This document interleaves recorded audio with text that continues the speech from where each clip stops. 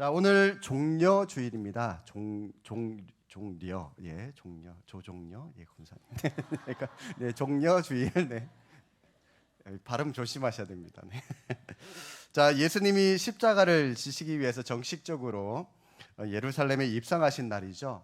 예수님께서 예루살렘에 입성하실 때 사람들이 종려나무 가지를 예수님이 가시는 길에 쫙 펴고 또 그 가지를 손에 들고 막 흔들면서 예수님을 환호하고 또 환영했던 그런 날을 기념해서 붙여진 이름입니다. 종려주일. 자, 그리고 주님이 금요일에 십자가에 못 박혀 죽으시기까지 우리는 이 고난 주간으로 이번 주 한 주간 동안을 지키게 됩니다. 그런 의미에서 내일 새벽부터 이 고난 주간 특별 새벽 기도회가 시작이 되는데 우리가 주님의 고난을 묵상하고 또 우리가 믿는 자로서 십자가의 능력으로 살아가는 길은 기도밖에 없는 것 같아요. 우리가 뭘 대단한 걸 할 수가 있겠습니까? 그래서 많은 분들이 새벽이라서 조금 힘드시겠지만 이번 한 주간만이라도 여러분 좀 참석하셔서 함께 기도하고 은혜를 나누는 그런 시간이 되었으면 좋겠습니다. 카풀로 서로 좀 연락하셔서 오시는 분 연락하셔서 같이 좀 타고 오고 하시면 좋을 것 같습니다. 자, 여러분은 그리스도의 고난이라고 그러면 어떤 것이 가장 먼저 떠오르시나요? 예전에 패션 오브 크라이스트라고 하는 그 영화가 있었는데 굉장히 잔혹한 장면이 담겨 있더라고요. 아마 보신 분 계실지 모르겠지만 이 채찍질에 맞아가지고 뭐 온몸이 전부 다 피가 터져서 하여튼 이 피로 뒤집어 쓴 채로 십자가에 매달려 있는 그런 영화의 한 장면이 떠오를 텐데 아마 그래서 많은 분들이 십자가에 달릴 때 어떤 육체적인 고통, 그걸 상상하는 분들이 많이 계시리라 생각이 듭니다. 물론 예수님께서 당하신 십자가의 이 고통, 육체적인 고통, 상상을 초월할 겁니다. 채찍을 맞아서 살점이 떨어져 나가고 여기저기 피가 솟구치고 그 무거운 십자가 기둥을 들고 산 골고다 언덕으로 올라가고 또 여기저기 창에 찔리고 이 못에 박히는 굉장히 잔혹한 그런 장면, 당연히 육체적인 고통이 있을 텐데 그러나 주님이 받으신 고난의 궁극적인 고통은 비단 육체적인 고통만을 말하는 게 아닙니다. 자, 그러면 육체적인 고통 이게 아니라면 궁극적인 주님의 고난의 고통의 이 궁극적인 고통이 아니라면 여러분 그다음 어떤 고통이 생각이 드십니까? 육체적인 고통 그 다음으로 떠오르는 것은 아마 그리스도께서 십자가에 못 박혔을 때 하나님 아버지로부터 버림받으셨다는 사실, 그게 아마 떠오르실 겁니다. 예, 맞습니다. 그리스도의 십자가의 핵심, 그리스도의 고난의 핵심이라면 무엇보다도 우리의 죄 때문에 하나님께서 아들이신 예수 그리스도를 대신 징벌하신 것이고 이것이 십자가로 표현되는 것이죠. 그래서 우리는 그리스도께서 고난을 받으셨다라고 하면 하나님 아버지께서 우리 죄에 대한 진노를 예수 그리스도가 십자가에서 대신 받으신 것이다라고 하는 사실을 떠올리셔야 됩니다. 이것이 그리스도 고난의 핵심이고요. 조금 더 구체적으로 말씀을 드리면 하이델베르크라고 하는 교리책이 있는데요. 그 교리문답 37문에 보면 사도행전을 다루는 부분이 나오는데 거기에 이런 질문이 나옵니다. 사도행전 안에 우리가 암송하다 보면 고난을 받으사라고 하는 부분이 나오죠. 거기에 그 부분을 놓고 이렇게 질문합니다. 고난을 받으사라고 하는 말로 당신은 무엇을 고백합니까? 자, 이 고난에 대해서 당신은 어떻게 생각합니까? 라고 하는 질문인데요. 이 질문에 대한 답이 그 책에 보면 이렇습니다. 모든 인류의 죄에 대한 하나님의 진노를 자신의 몸과 영혼에 짊어진 것이다 라고 대답을 합니다. 예수 그리스도는 십자가 위에서 삼위의 하나님의 교제로부터 이탈되셨습니다. 여러분 보십시오. 영원 전부터 우리 예수님은 성부, 성자, 성령 해서 세 분이 하나의 위격으로 오직 한 분이셨습니다. 동등한 신이셨어요. 그런데 그 하나님, 성부 하나님과 성령 하나님으로부터 이탈되셨습니다. 십자가에 못 박히셨을 때. 세상에서 가장 강력한 하나님 아버지와 아들과의 관계로 맺어져 있었던데, 그런데 성부 하나님으로부터 십자가에 못 박힌 그 순간만큼은 철저하게 버림받으셨어요. 하나님과의 영적인 교제가 끊어진 상황입니다. 전 인류에게 부어질 하나님의 진노를 예수님 혼자 온몸으로 다 고스란히 받아내셔야 됐습니다. 육체적인 고통도 고통이지만 하나님과의 영적인 단절, 하나님의 진노를 본인이 직접 다 받으셔야만 하는 그 마음의 아픔, 그게 더 훨씬 컸다라고 하는 겁니다. 따라서 여러분, 예수 그리스도의 고난은 육체적인 것만 언급하는 것이 아닙니다. 그분의 궁극적인 고통은 전 인류의 죄에 대한 하나님의 진노를 주님이 홀로 전부 다 지는 것이고요, 동시에 성부 하나님으로부터 철저하게 외면당하시는 것, 이것이 우리 예수님께 가장 큰 고통이었다라고 하는 겁니다. 자, 우리 주님은 오늘 그 고통을 스스로 받기 위해서 오늘 예수님께서 예루살렘에 입성을 하시는데, 자, 오늘 말씀의 첫 부분은요, 예루살렘에 입성하시기 위해서 탈 것을 준비하시는 그런 과정이 나옵니다. 예수님은 공생의 기간 중에 갈릴리 호수를 건널 때에 배를 한번 타신 것 외에는 거의 대부분 걸어 다녔어요. 걸어 다녔습니다. 바다 위도 걸어 다녔어요. 자, 예수님의 이 공생의 기간 중 이렇게 걸어만 다니시던 예수님이 따라서 뭔가를 탈 것을 준비했다? 여러분, 이게 뭘 의미할까요? 무엇인가가 통상적이지 않은 일을 예수님께서 앞으로 행하시겠구나라고 하는 것을 우리가 짐작할 수 있는 그런 대목입니다. 말하자면 예수님은 다른 때 예루살렘 성전에 올라가실 때 그냥 걸어서 올라가셨거든요. 그런 때처럼 예수님도 그냥 걸어서 예루살렘에 입성할 수도 있는데, 그게 아니라 나귀를 준비하게 하셨다는 거죠. 나귀를. 이것을 보는 사람들이 나귀를 타고 가시는 예수님의 모습을 보면서 뭔가를 깨닫기를 원하시는 그런 마음으로 나귀를 준비하게 하셨다는 겁니다. 자, 일단 우리는 여기서 이 나귀를 준비하는 과정 속에서 예수님께서 선지자로 이 땅에 오셨다라고 하는 사실을 볼 수가 있습니다. 주님께서 제자들에게 하시는 말씀을 한번 보십시오. 2절과 3절입니다. 이르시되 너희는 맞은편 마을로 가라. 그리하면 곧 매인 나귀와 나귀 새끼가 함께 있는 것을 보리니 풀어 내게로 끌고 오라. 만일 누가 무슨 말을 하거든 주가 쓰시겠다 하라. 그리하면 즉시 보내리라. 자, 예수님께서 이미 준비된 나귀를 쉽게 구할 수 있는 법에 대해서 제자들에게 말씀하고 계시죠. 장래일을 미리 예견하시는 예수님의 신성을 볼 수 있는 대목입니다. 오늘 이 종려주일의 사건은 예수님께서 이 세상에 선지자로 오셨다라고 하는 사실을 선포하고 있는 일입니다. 예수님은 선지자로 오셨기 때문에 모든 것을 미리 아시고 그 모든 것들을 제자들에게 지시하실 수 있었습니다. 맞은편 마을로 가면 매어 있는 나귀와 나귀 새끼가 있을 것을 아셨고, 그것을 끌고 오라고 할 때 주인이 물어볼 것도 알고 계셨습니다. 그리고 그 주인에게 주님이 쓰시겠다 말하기만 하면 즉시 보내줄 것, 그것까지도 예수님이 다 알고 계셨습니다.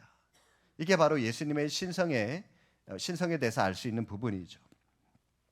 자, 이처럼 우리 예수님은 선지자로 이 세상에 오셨습니다. 선지자로 오신 예수님, 세상에 계실 때 많은 사람들에게 하나님의 말씀을 가르쳐 주셨고, 또 그 주님의 가르침은 다른 권위자들의 가르침보다 훨씬 더 권세 있는 교훈이라면서 많은 사람들이 막 깜짝깜짝 놀랐습니다. 예수님은 이렇듯 태어나실 때도 선지자로 태어나셨을 뿐만이 아니라 예수님의 가르침도 선지자들보다도 훨씬 큰 가르침이었다라고 하는 겁니다. 그리고 예수님은 오늘 예루살렘 성에 입성하시면서 그 마지막 죽기 직전까지도 선지자로서의 모습을 제자들에게, 또 많은 사람들에게 보여주고 있습니다.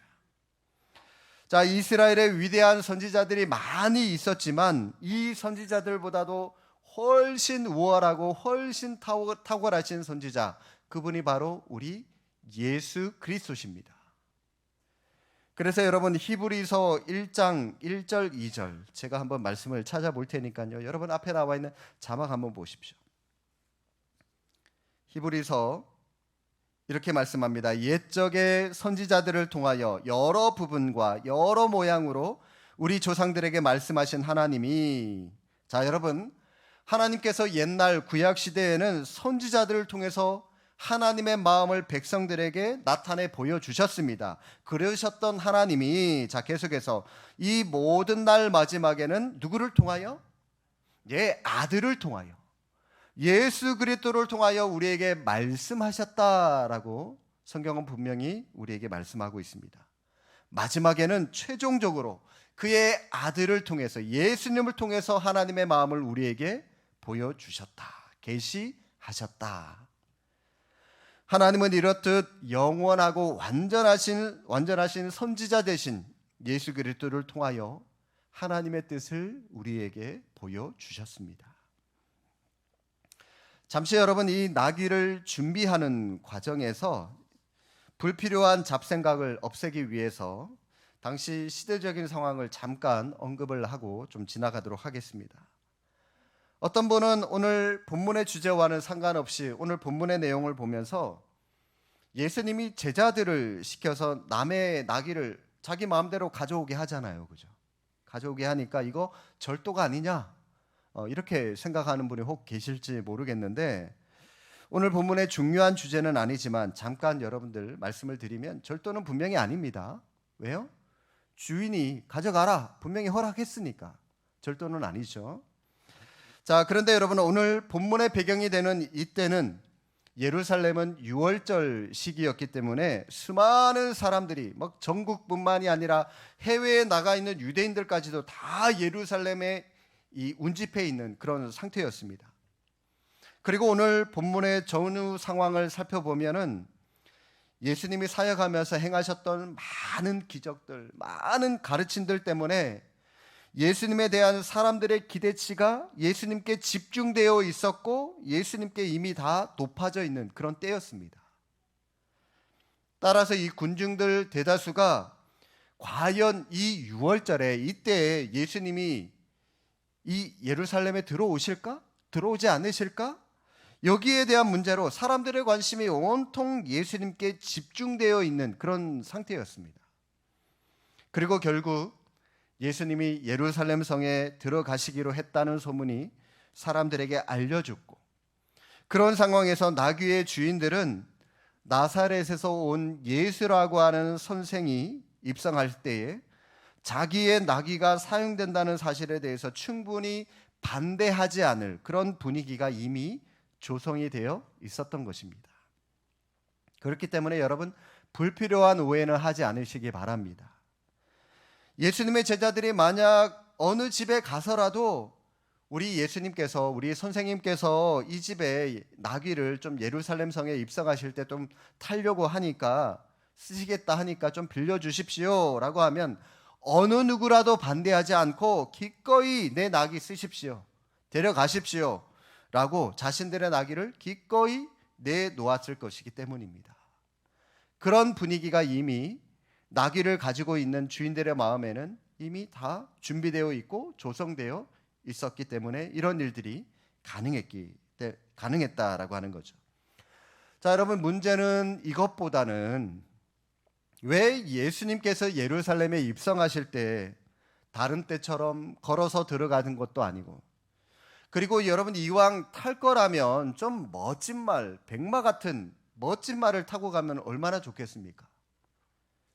근데 왜 굳이 하필이면 이 나귀, 그것도 나귀 새끼, 아무도 타지 않은 그 새끼를 탔냐라고 하는 겁니다.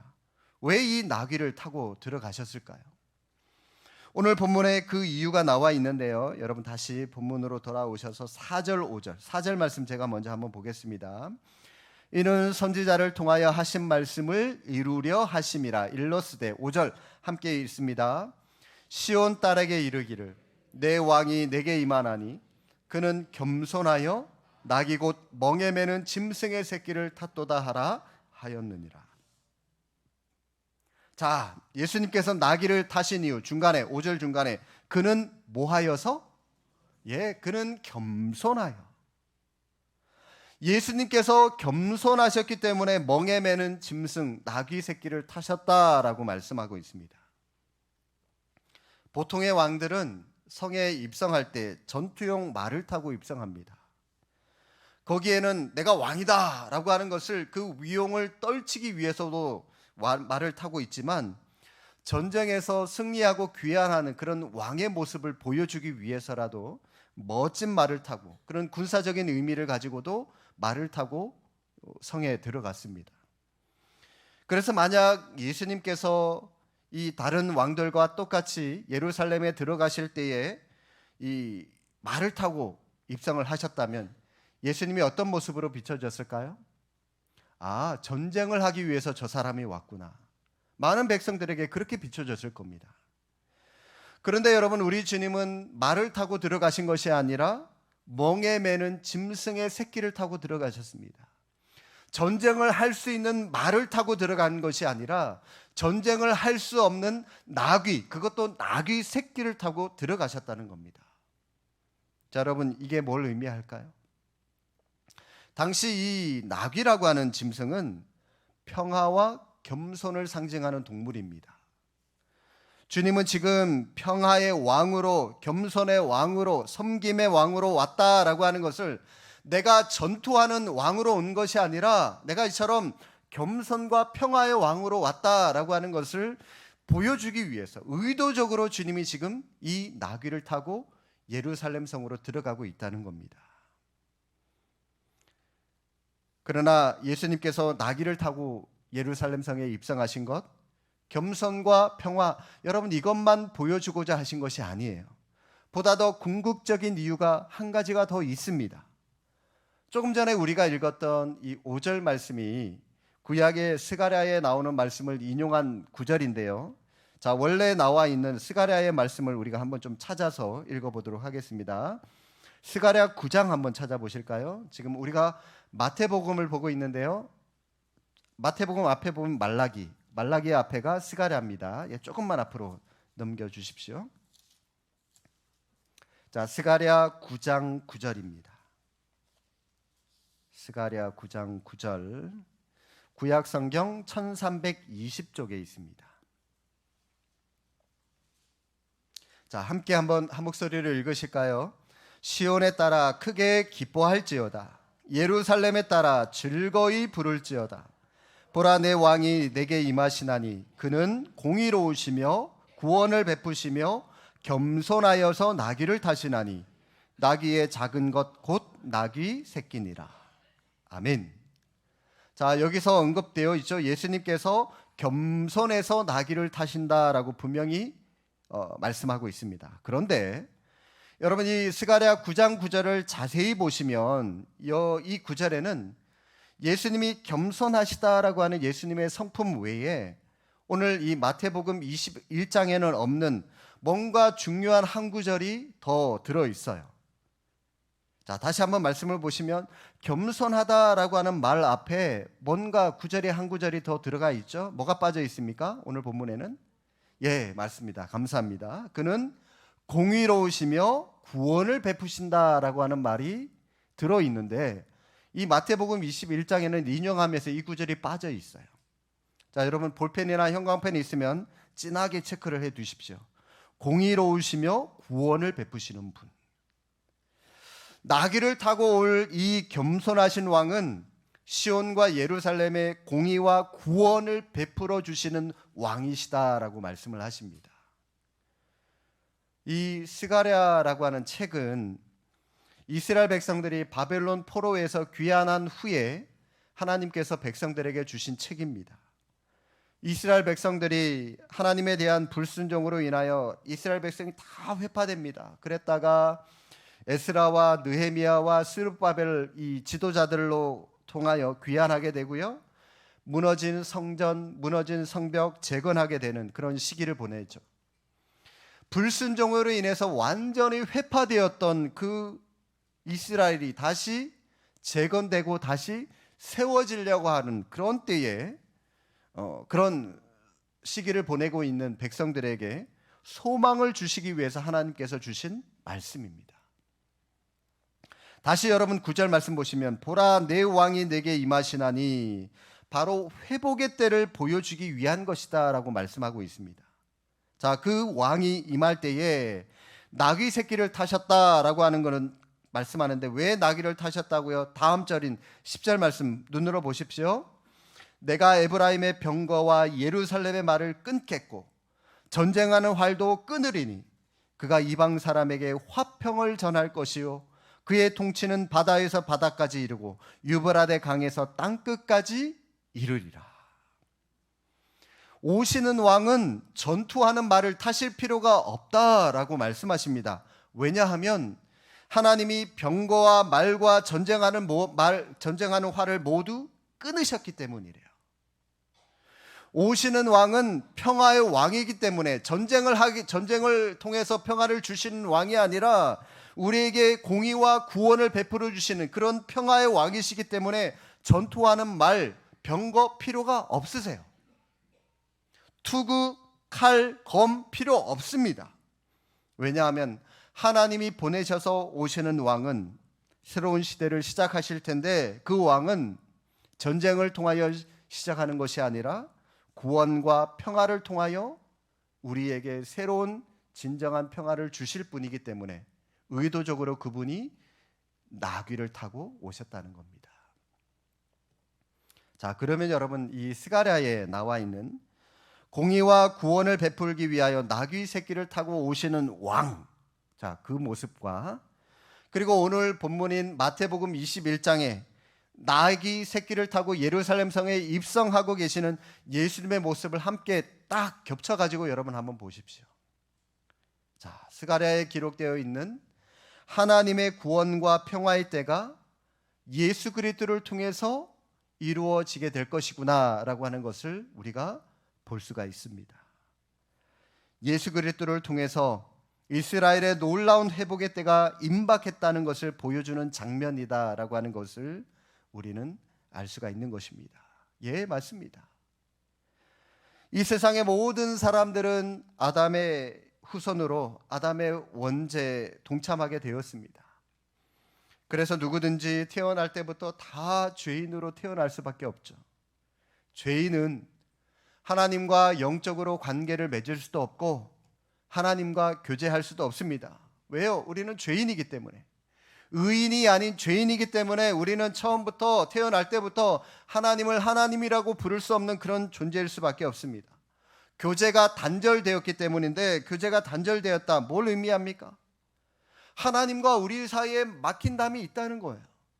이 막힌 담 때문에 하나님께로 건널래야 건널 수가 없는 그런 운명이 우리 인간의 죄성을 가진 우리의 모습이다라고 하는 겁니다. 그런데 우리 예수님께서 그 담을 다 헐어버리셨습니다. 사람들을 하나님과 화목하게 만들기 위하여 오신 겁니다. 예수님은 하나님과 사람 사이에 공의와 구원을 베풀어 주시고 평화를 위하여 이 땅에 나귀 새끼를 타고 오신 겁니다. 하나님과 단절된 결과 여러분 우리 인간은 죄악 속에 시달릴 수밖에 없게 되었고요. 전쟁과 질병과 근심과 걱정으로 살아갈 수밖에 없게 되었습니다. 그런데 주님은 구원과 평화의 왕으로 오셔서 이런 모든 문제에서 우리를 구원하시고 우리에게 평화를 주시기 위하여 오신 것입니다. 예수님은 이 세상은 전쟁과 질병으로 인하여 사람들에게 근심과 걱정과 여러 가지 염려가 끊이지 않는 곳에서 이런 것들을 다 물리치기 위하여 이 세상에 오신 겁니다. 예수님은 이와 같은 왕으로 이 세상에 오셔서 우리의 왕이 되어주셔서 우리의 마음에 평화와 구원의 왕으로 좌정하고 계신 겁니다. 예수님 멍에 매는 짐승 새끼를 타고 이 땅에 오셨습니다. 다른 왕들이 입성하는 방식으로 뭔가를 타고 예루살렘에 입성을 하셨습니다마는 그러나 그분은 왕으로 오셨지만 세상의 왕들과 똑같은 권세를 가지고 이 땅에 오신 것이 아니라 낮고 천한 우리 인간을 찾아오시기 위하여 나귀 새끼를 타고 오셨다는 겁니다. 그래서 누구든지 그 예수님을 믿기만 하면 그 예수님이 이루어 놓으신 그 구원과 평화를 우리도 누릴 수가 있게 되었습니다. 하나님과 평화를 누릴 수 있을 뿐만이 아니라 하나님 나라의 시민이 되게 되었고요. 세상의 모든 사람들과도 화평할 수 있게 되었습니다.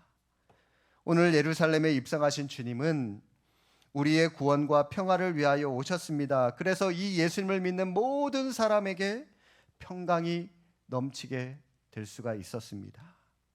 주님의 평화가 저와 여러분의 삶 속에 넘쳐날 수 있기를 주님의 이름으로 축복합니다. 자, 다시 여러분 오늘 본문으로 보셔서 예수님께서 나귀 새끼를 타고 예루살렘에 입성하실 때 제자들이 그 나귀 새끼를 끌고 와서 자기들의 겉옷을 나귀 위에 얹고 예수님이 그 위에 타셨습니다.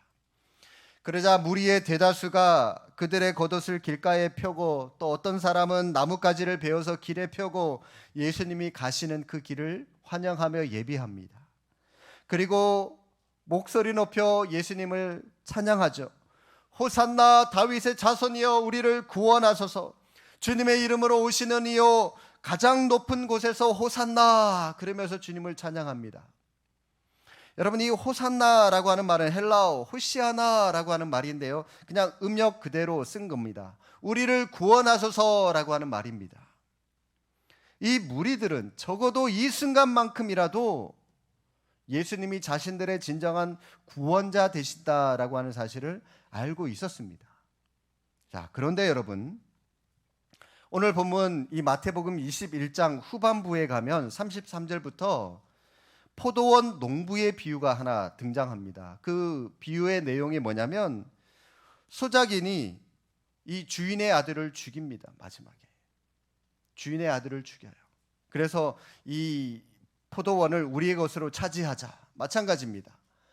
이 종교 지도자들이 하나님의 아들인 예수님을 죽여요. 그래서 이 이스라엘을 우리 것으로 삼자. 지금 그것을 비유해서 얘기를 하는데, 한마디로 이 소작인들이 주인의 아들을 죽인 것처럼 너희들이 머지않아 나를 죽일 것이다 라고 하는 것을 비유를 들어서 말씀하신 겁니다.